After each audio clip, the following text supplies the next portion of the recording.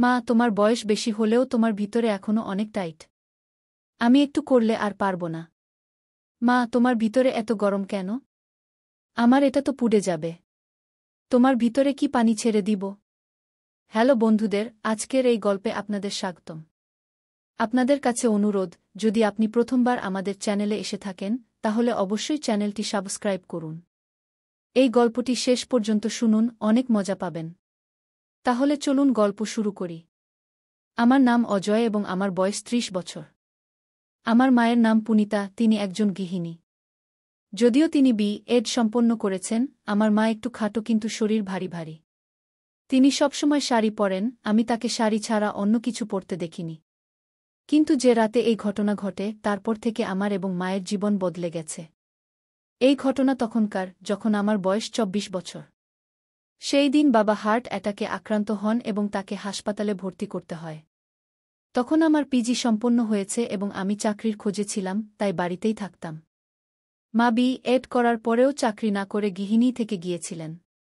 তখন হাসপাতালে বাবার চিকিৎসা চলছিল, কিন্তু তার অবস্থার কোনো উন্নতি হচ্ছিল না।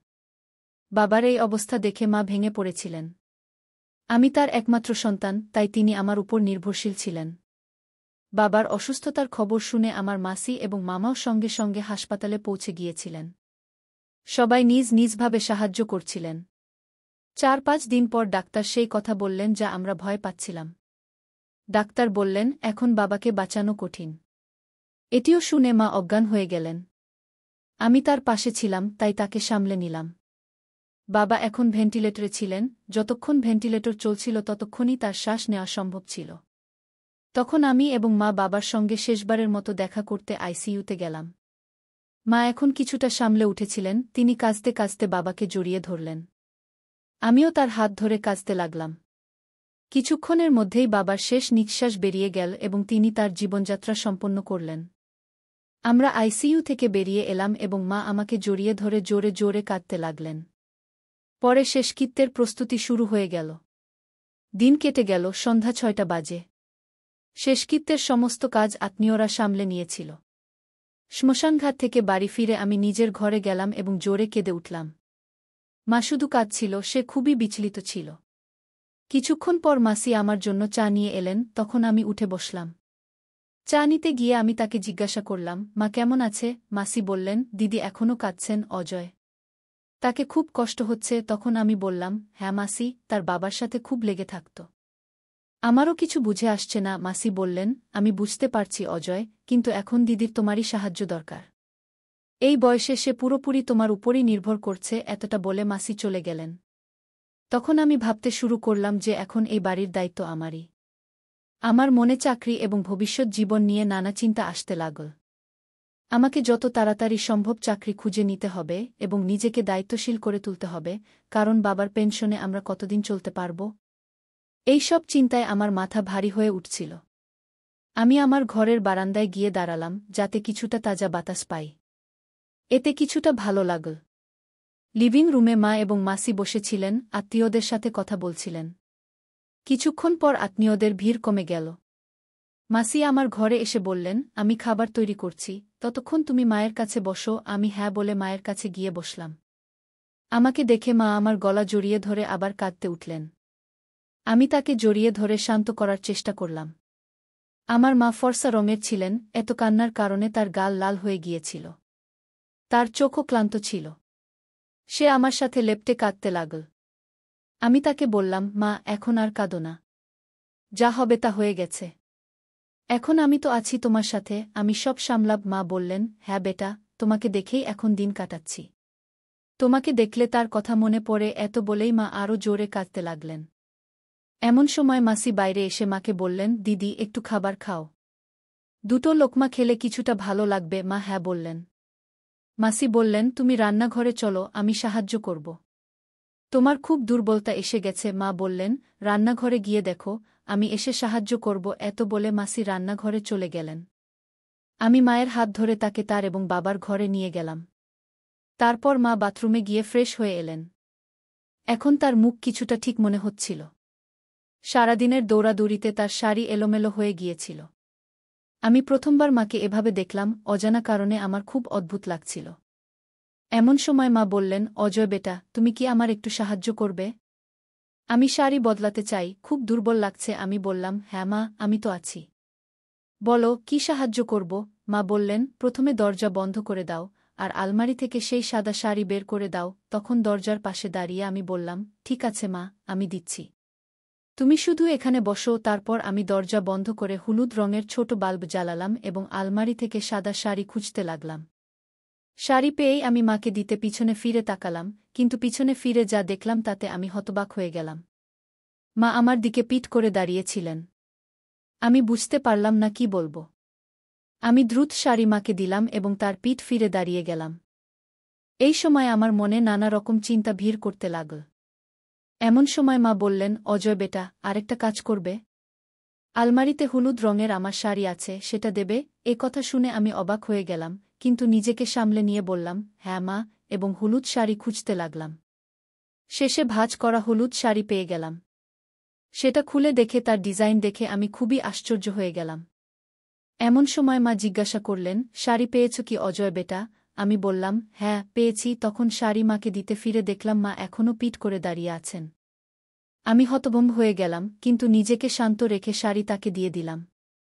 হলুদ বাল্বের আলোয় যা দেখলাম তা বিশ্বাস করার মতো কিছু ছিল না। প্রস্তুত হয়ে মা বললেন, অজয় বেটা, তুমিও দ্রুত প্রস্তুত হয়ে যাও, আমি এখানেই অপেক্ষা করব। আমি ফ্রেশ হতে বাথরুমের দিকে এগিয়ে গেলাম। মা বললেন, আমার কাপড় বাথরুমে রেখে দেবে। আমি সম্মতি জানালাম, এবং তিনি আরও একটি শাড়ি দিলেন, তারপর নিচে রাখা কালো চাদরও তুলে দিলেন। আমি চুপচাপ বাথরুমে চলে গেলাম এবং দরজা বন্ধ করলাম। ভেতরে গিয়ে আমি গভীর শ্বাস নিলাম। বাইরে এসে দেখলাম মা এখনও বসে আছেন।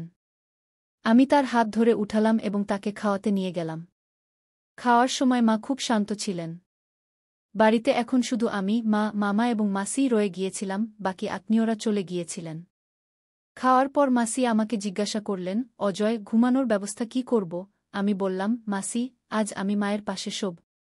গঙ্গা সে ইতিমধ্যেই বিরক্ত আছে। যাই হোক, তোমাকে সকাল সকাল উঠতে হবে, তাই তুমি আমার রুমে ঘুমিয়ে পড়ো। মাসি বলল, আমরা লিভিং রুমে ঘুমোব। মাসি বলল, ঠিক আছে, এভাবেই করি। রাতে যদি কিছু প্রয়োজন হয় তবে বলে দিও। মাসি রান্নাঘরের কাজ সেরে আমার রুমে লিভিং রুমে বিছানা করে চলে গেল। আমি বেডরুমে গিয়ে দেখলাম মা সেখানে নেই। আমি দরজা বন্ধ করে কাপড় বদলাতে শুরু করলাম। যেই আমি শার্ট আর জিন্স খুলে নাইট ড্রেস খুঁজতে লাগলাম, ঠিক তখনই বেডরুমের লাইট জ্বলে উঠল। পিছনে ফিরে দেখলাম মা ভিতরে চলে এসেছে। সে চুপচাপ লাইট জ্বালিয়েছিল। আমি মেজাজ হালকা করতে জিজ্ঞেস করলাম, মা, আমি নিচে ঘুমিয়ে পড়ি? তুমি আরামে ঘুমিয়ে পড়ো। মা বলল, অজয়, আমার মনে হয় না আজ ঘুম আসবে। তুমি এখানেই আমার পাশে ঘুমাও। তারপর আমি ফ্যান চালিয়ে দেখলাম বেডরুমে শুধু একটি কম্বল আছে।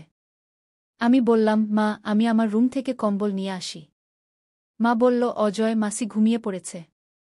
আজকের জন্য এই কম্বলই ঠিক আছে। তারপর আমি এভাবে চালু করে দিলাম। বেডরুমের দরজা একটু বন্ধ করে রুমের সব লাইট বন্ধ করে শুধু ডিম হলুদ আলোর বাল্ব জ্বালিয়ে বেডে চলে এলাম। তারপর মা মশারি টাঙিয়ে কম্বল গায়ে দিল এবং আমার দিকে পিঠ করে ঘুমিয়ে পড়ল। আমিও কম্বলে ঢুকে ছাদের দিকে তাকিয়ে শুয়ে রইলাম। এখন এসির কারণে রুমে ঠান্ডা অনুভূত হচ্ছিল। কিছুক্ষণ পর আমি মায়ের কান্নার আওয়াজ শুনতে পেলাম। মাকে এই অবস্থায় দেখে আমার অদ্ভুত লাগছিল। আমি মায়ের কাছে সরে গেলাম এবং তার কাঁধে হাত রেখে বললাম, মা, শান্ত হও। আমি জানি তোমার জন্য এটা খুব কঠিন, কিন্তু বাবা সবসময় আমাদের সাথে থাকবেন। আর আমি তো আছিই তোমার দেখাশোনা করার জন্য। মা কাঁদতে কাঁদতে বলল, অজয়, তোমার বাবা অনেক কিছু দিয়েছে। আজ তার ছাড়া বাঁচা খুব কঠিন হয়ে পড়েছে আমার জন্য। আমি মায়ের আরও কাছে সরে গেলাম এবং তার কাঁধে মাথা রাখলাম। মা কিছুক্ষণ চুপ থেকে বলল, অজয় বেটা, যখন তুমি সাথে থাকো তখন মনে হয় যেন তোমার বাবাই আমার সাথে আছেন। তুমি একদম তোমার বাবার মতোই। এ কথা বলে মা একটু শান্ত হল। আমিও আবার ছাদের দিকে তাকালাম। এখন আমার মাথা থেকে একে একে চিন্তা বের হতে লাগল। ঠিক তখনই হঠাৎ আমার কিছু মনে পড়ল এবং না চাইলেও মনের মধ্যে খারাপ চিন্তা আসতে লাগল। এসব আমার মাথায় ঘুরতে লাগল। তখন মা জিজ্ঞেস করল, অজয় বেটা, তোমার ঘুম আসছে? আমি বললাম, না মা, কেন, কি হয়েছে? মা বলল, কিছু না রে, আমার ঘুম আসছে না। একটু ভয় লাগছে আর একটু ঠান্ডাও লাগছে। একটা কাজ করবে আমার জন্য? আমি বললাম, ঘাবড়াবে না মা, আমি আছি না? বলো কি চাই? মা বলল, একটু আমার কাছে সরবে? আমি বললাম, হ্যাঁ চলো, এবং মায়ের কাছে সরে গেলাম। মা আমার হাত ধরে তার উপর টেনে নিল। কিছুক্ষণ পর আমি মাকে বললাম, মা, তোমার মনে আছে যখন আমি ছোট ছিলাম তখন ঘুমানোর সময় পা ছড়িয়ে ঘুমানোর অভ্যাস ছিল? তুমি কতবার আমার সেই অভ্যাস ছাড়ানোর চেষ্টা করেছ, কিন্তু আমি মানিনি। মা হেসে বলল, তুমি আমার কথা কখনো শুনতে না, কিন্তু বাবা বললে তুমি মানতে। আর কিছুদিন পর আবার সেই অভ্যাস।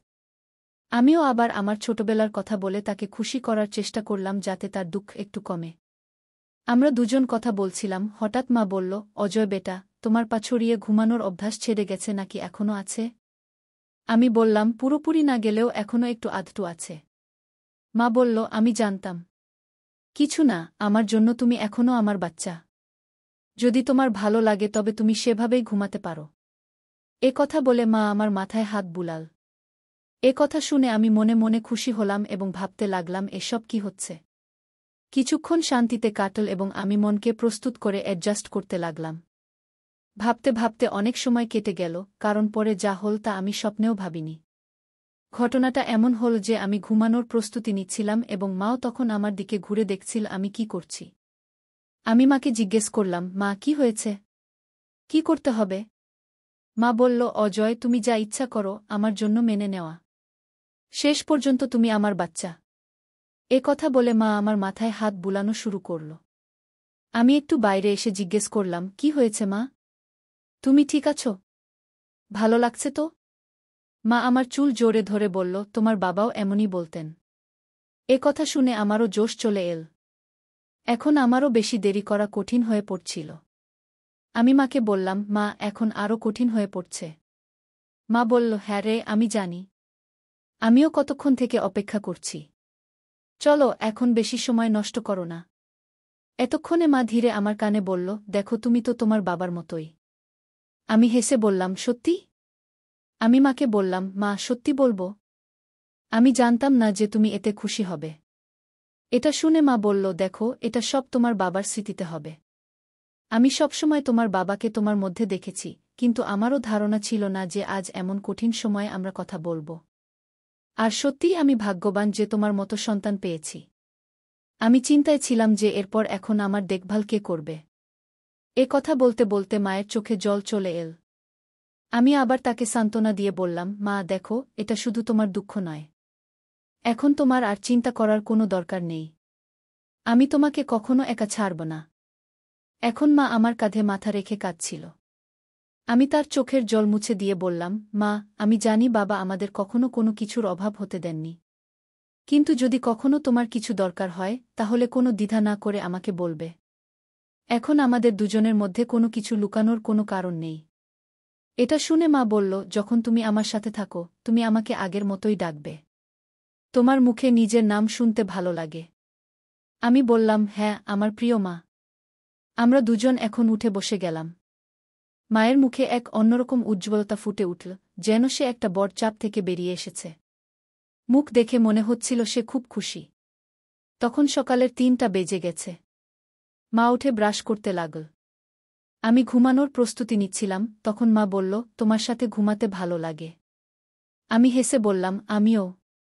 তখন আমরা দুজন আবার একই কম্বলে জড়িয়ে গেলাম এবং এয়ার কন্ডিশনার চালু করে দিলাম। কখন ঘুমিয়ে পড়লাম টেরই পাইনি। সকালে যখন জেগে উঠলাম তখন 10টা বাজে গিয়েছিল। আমি ঘরে একা ছিলাম। আমি কাপড় পরে ব্রাশ করলাম এবং বেডরুম থেকে বেরিয়ে এলাম। মা, মাসি এবং বাকি অতিথিরা চা পান করছিলেন। আমাকে দেখে মা বললেন, অজয় উঠে গেছে। এসো, চা নাও। আমি হ্যাঁ বলে মায়ের কাছ থেকে চা নিলাম। ঠিক তখনই দরজার ঘণ্টা বাজল। মাসি গিয়ে দরজা খুললেন, সেখানে আমার দাদি অর্থাৎ বাবার মা দাঁড়িয়েছিলেন। আমার দাদি জাপানে চাচার কাছে থাকতেন। দাদু মারা যাওয়ার পর চাচা তাকে সাথে নিয়ে গিয়েছিলেন। বাবা হঠাৎ মারা যাওয়ায় তিনি তড়িঘড়ি আসতে পারেননি। দাদি বাড়িতে ঢুকেই জোরে জোরে কাঁদতে শুরু করলেন। মাও তাকে জড়িয়ে ধরে কাঁদতে লাগলেন। আমার দাদির নাম ছিল ববিতা। আমি তাকে ছোটবেলায় দেখেছিলাম। দাদু মারা যাওয়ার পর চাচা তাকে সাথে নিয়ে গিয়েছিলেন। আমি অনেক বছর পর দাদিকে দেখছিলাম। দাদি অনেক বদলে গিয়েছিলেন। তার জীবনযাপন, কথা বলার ভঙ্গি সবই জাপানি স্টাইলে হয়ে গিয়েছিল। আমাকে দেখে দাদি স্নেহে আমার গায়ে হাত বুলালেন এবং আমাকে জড়িয়ে ধরে কাঁদতে লাগলেন। আমি দাদিকে সান্ত্বনা দিচ্ছিলাম। পরের 15 থেকে 20 দিন শুধুই দৌড়ঝাঁপে কেটে গেল। এখন দাদি চলে এসেছিলেন, তাই আমার এবং মায়ের একসাথে সময় কাটানোর সুযোগ কম হচ্ছিল।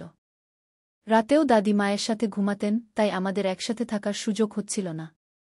জানতাম, কিন্তু চুরি করে সময় কাটাতেও এক আলাদা মজা ছিল। যখনই সময় পেতাম কথা বলতাম, কিন্তু এমন সুযোগ খুব কমই আসত। এখন বাবাকে গেছে 1 মাস হয়ে গিয়েছিল। দাদি তখনও বাড়িতে ছিলেন। আত্মীয় স্বজনদের দেখা করতে আসাও কমে গিয়েছিল। মাসিও 1-2 দিনের মধ্যে নিজের বাড়ি চলে যাবেন। বাড়ির সব কাজ ধীরে ধীরে স্বাভাবিক হতে শুরু করেছিল। মাঝে মাঝে কোনো আত্মীয়ের ফোন আসত বা কেউ দেখা করতে আসত, আর তখন পুরনো স্মৃতি তাজা করে কান্না শুরু হয়ে যেত। একদিন দাদি বললেন, অজয় বেটা, তোমার সাথে কিছু কথা বলতে চাই। আমি বললাম, বলো দাদি। দাদি বললেন, আজ তোমার বাবাকে গেছে 1 মাস। তোমার মা এখনও সেই শোক থেকে বেরিয়ে আসতে পারেননি। তাই আমি বলছি, তুমি মাকে মামার কাছে শিবপুর নিয়ে যাও। সেখানে কয়েকদিন থাকলে পুনিতার কিছুটা স্বস্তি হবে। পুনিতা আমার মায়ের নাম। আমি বললাম, হ্যাঁ দাদি, ঠিক বলছ। আমি মায়ের সাথে কথা বলব। দাদির কথা আমার ঠিক মনে হল। মা এবং আমারও এতদিন পর একসাথে সময় কাটানোর সুযোগ মিলত।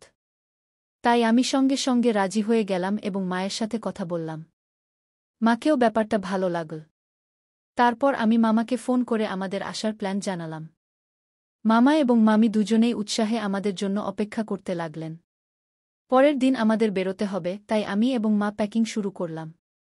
কিছু প্রয়োজনীয় কাপড় নিয়ে আমরা ব্যাগ গুছিয়ে নিলাম। প্ল্যান হলো, আমি এবং মা ফ্লাইটে কলকাতা যাব। সেখান থেকে মামা নিজের গাড়ি নিয়ে আসবেন এবং আমরা শিবপুর মামার গাড়িতে যাব। মনসুন শুরু হয়ে গিয়েছিল, তাই আমরা তাড়াতাড়ি বেরোনোর সিদ্ধান্ত নিলাম। প্ল্যান অনুযায়ী আমরা দিল্লি থেকে কলকাতার ফ্লাইট ধরার জন্য প্রস্তুত হলাম। ফ্লাইটে বসেই মা আমার কাঁধ ধরে ঘুমিয়ে পড়লেন। কিন্তু আমি নিজেকে সংযত রাখলাম। দিল্লি থেকে কলকাতার ফ্লাইট প্রায় 2 ঘন্টার। তাই আমরা দুপুর 2টায় কলকাতা পৌঁছে গেলাম। যেই আমরা কলকাতা এয়ারপোর্টে নামলাম, সেখানে তীব্র বৃষ্টি শুরু হয়ে গেল। এয়ারপোর্টে পৌঁছে আমি মামাকে ফোন করলাম, মামা, কোথায় পৌঁছেছেন? আমরা কলকাতা এয়ারপোর্টে পৌঁছে গেছি, কিন্তু মামা তখনও কলকাতায় পৌঁছাননি। আমি এয়ারপোর্টে মোবাইল বন্ধ করতেই জানতে পারলাম, কলকাতার উপকূলীয় অঞ্চলে সাইক্লোন আঘাত হেনেছে। তাই তীব্র বৃষ্টি হচ্ছে এবং কলকাতার সব রাস্তা বন্ধ হয়ে গিয়েছে। আমি মায়ের সাথে এই সব কথা শেয়ার করলাম এবং আমরা সিদ্ধান্ত নিলাম, সাইক্লোন এবং বৃষ্টি থামা পর্যন্ত আমরা কলকাতাতেই থাকব। আমি মামা এবং দাদিকেও এই খবর দিয়ে দিলাম। সবাই পরিস্থিতির কাছে অসহায় ছিল, তাই কারও কোনো অসুবিধা হল না। তারপর আমি এয়ারপোর্টের কাছেই একটি ভালো 5 স্টার হোটেলে রুম বুক করলাম। সেখানে অন্য কোনো রুম না পাওয়ায় আমাদের 5 স্টার হোটেলের একটি ব্যালকনি যুক্ত রুমই বুক করতে হল।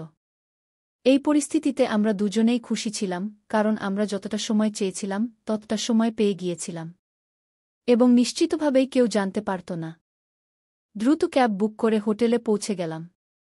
সেখানে চেক ইন কাউন্টারে আমরা দুজন চেক ইন করছিলাম। আমি আমার নামে রুম বুক করেছিলাম, তাই আমার ডকুমেন্ট দিলাম।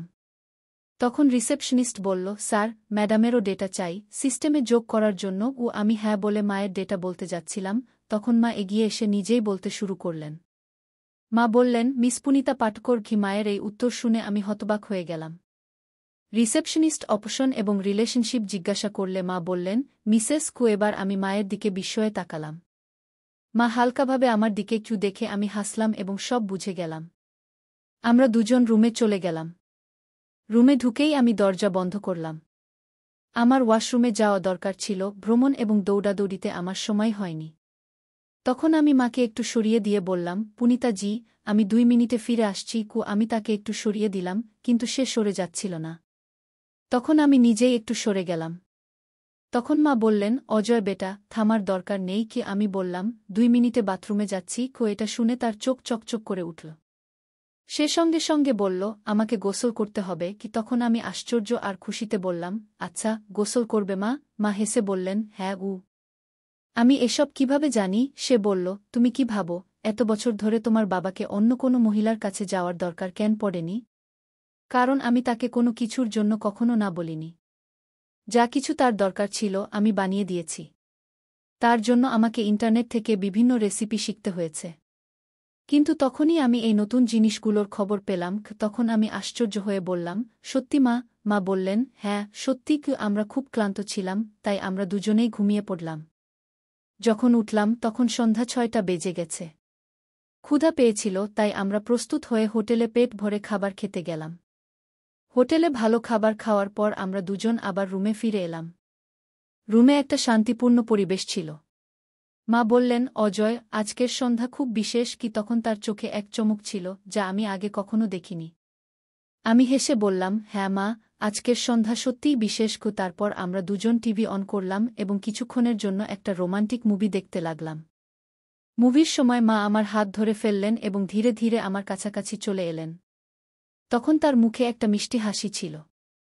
সে বলল, অজয়, তোমার সাথে কাটানো প্রতিটি মুহূর্ত আমার জন্য বিশেষ হয়। আমি তার চুলে হাত বুলিয়ে বললাম, মা, তুমি আমার জীবনের সবচেয়ে সুন্দর অংশ। তারপর আমাদের দুজনের মধ্যে একটা গভীর রোমান্টিক আলোচনা শুরু হল। আমি তার কাছাকাছি গেলাম এবং সেও আমার কাছাকাছি এল। তারপর আমি তাকে জড়িয়ে ধরলাম। সেই মুহূর্তে মনে হচ্ছিল যেন সময় থেমে গেছে। তার হৃদস্পন্দন আমার হৃদস্পন্দনের সাথে মিলে যাচ্ছিল। আমরা একে অপরকে কাছ থেকে অনুভব করলাম এবং আমাদের শ্বাস এক হয়ে গেল।